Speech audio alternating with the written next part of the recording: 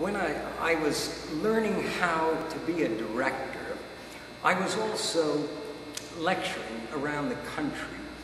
And one of my stops in my lecture tour was in Miami. After my lecture, about half a dozen people came up to me and said, "We are balletmans. We love dance. We would like to make a ballet company, but we don't know how to go about it. Will you help us? Will you guide us? Will you be a consultant for us?" And I said, sure, I would be happy to do that. So I wrote them a plan. I wrote them an 11-and-a-half-year plan, a year and a half of pre-production, organization, putting together monies, etc.,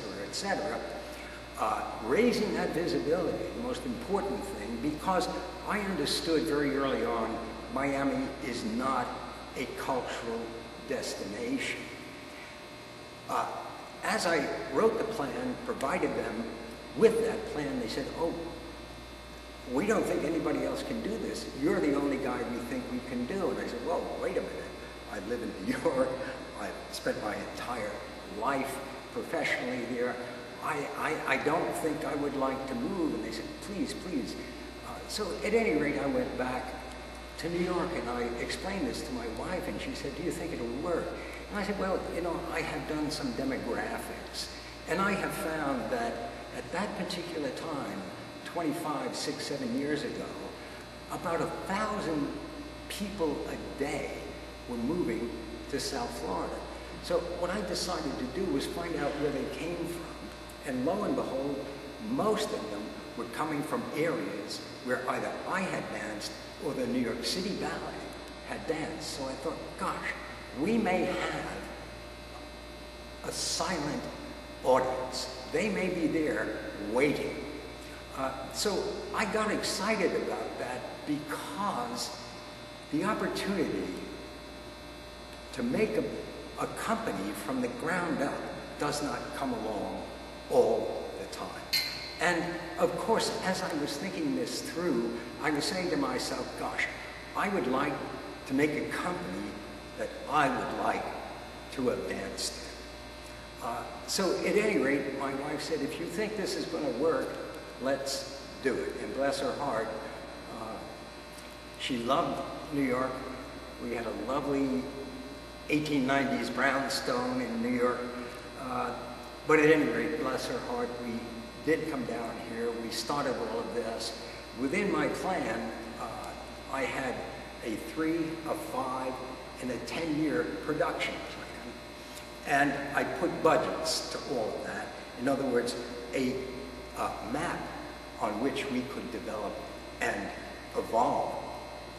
And that was very, very important for me to have a template, to have a plate, to have an example of how we would go forward, but we would also have ongoing goals. At any rate, we started with 19 dancers and $1 million budget. And as the company grew and evolved and developed, we went from small works, medium works, and finally to the larger works. And as all of that was happening, as I was passing all of this on, I was indeed also learning how to be more, how to be better. What more can I do to attract and please an audience? So it became the second passion of my life. My first passion, obviously, were those 20 years spent at the New York City Ballet. And now I had other opportunity, and 25 years later, I can say this has been enormously pleasurable and exciting for me to look at dancers that have trained with me who now accomplish. I have this feeling that every dance company, especially classical ballet companies, reflect the manner, the style, the taste, the sensitivities of their artistic director. And that's what I try to bring here in Florida. I have this energetic manner and fashion. I have an athletic way. And as a dancer, that's what I used to dance like. And I was very fast. I was very, very quick, but I could jump also.